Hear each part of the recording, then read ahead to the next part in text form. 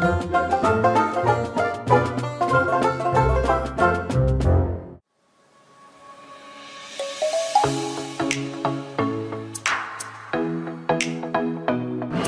vous souhaite un bon appétit.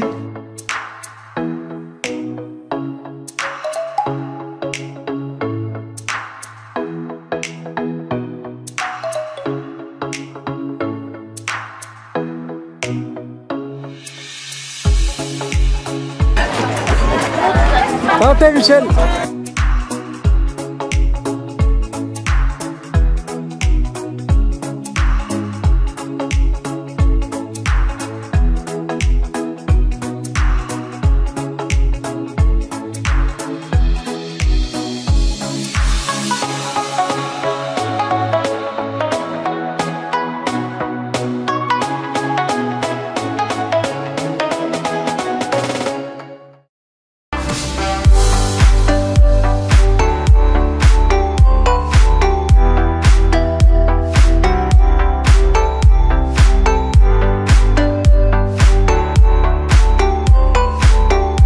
Association. On est à Dicla, dans un laboratoire créatif.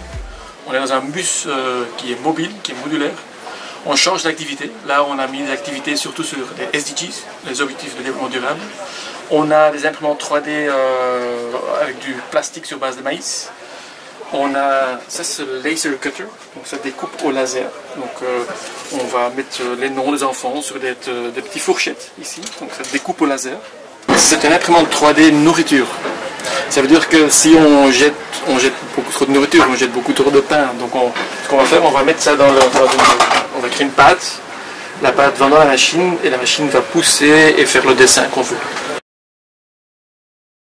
22 ans. Je suis belge, j'ai commencé en Belgique, puis après c'était Afrique du Sud, et là maintenant on est sur Genève au campus biotech et à Ferney-Volter. Là on a un laboratoire où les enfants passent. On fait beaucoup d'anniversaires, on fait des birthday labs, donc les enfants vont porter des blouses et vont faire des activités avec du robot, avec des panneaux solaires. On a des machines, mais aussi des techniques anciennes, donc ça c'est la photographie avec le soleil. Là on explique comment un panneau solaire va être fixé sur un toit et ça donne une lumière dedans. On a des robots pour programmer, pour comprendre comment un bus autonome va fonctionner. Enfin, on a 35 activités aujourd'hui. Enfin.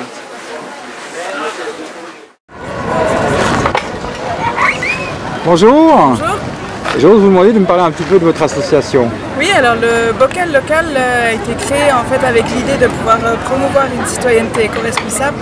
Et pour cela, on avait envie de contribuer aussi à la réduction des déchets. On a monté donc des ateliers pour apprendre à faire soi-même certains produits et une épicerie avec des produits en vrac et des produits locaux. Donc vous pouvez venir à la rue Lissignol 10 et prendre des contenants ou acheter sur place et puis venir vous servir avec tous les produits qu'on a comme de l'épicerie sèche, des produits frais. Est-ce que vous pouvez me dire ce que c'est exactement? Alors ça c'est de la pâte à tartiner.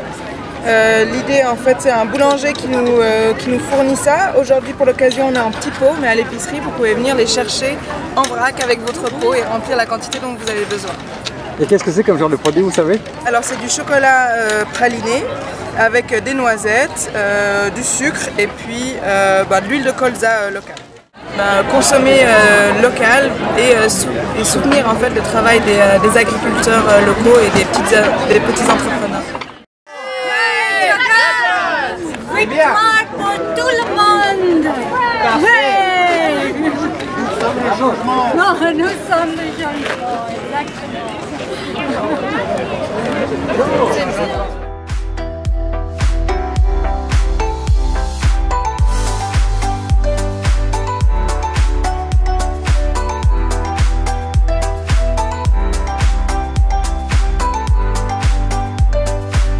J'en profite donc pour vous dire qu'il y a un stand très important pour avoir des informations.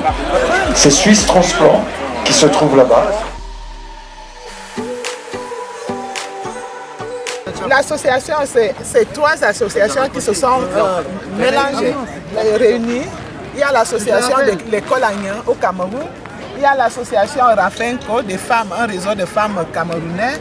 Il y a l'association Ekambeti du Cameroun. Bonjour, donc je suis Michel, coordonnatrice générale de l'association Écompétitive et Renaissance. Donc nos missions principales sont de mutualiser nos efforts, les efforts du peuple Pékan. Donc le peuple Pékan est un peuple qui émane des peuples bantous en Afrique centrale.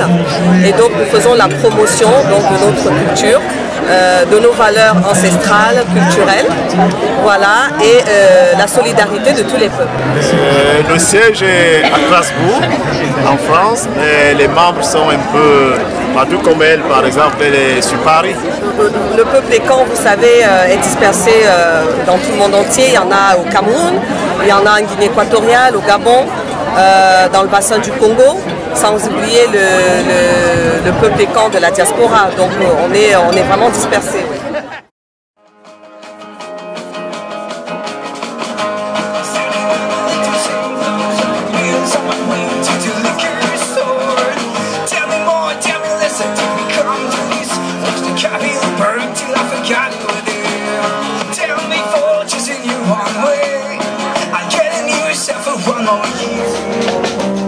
You see my darkest dream, believe myself, so yes,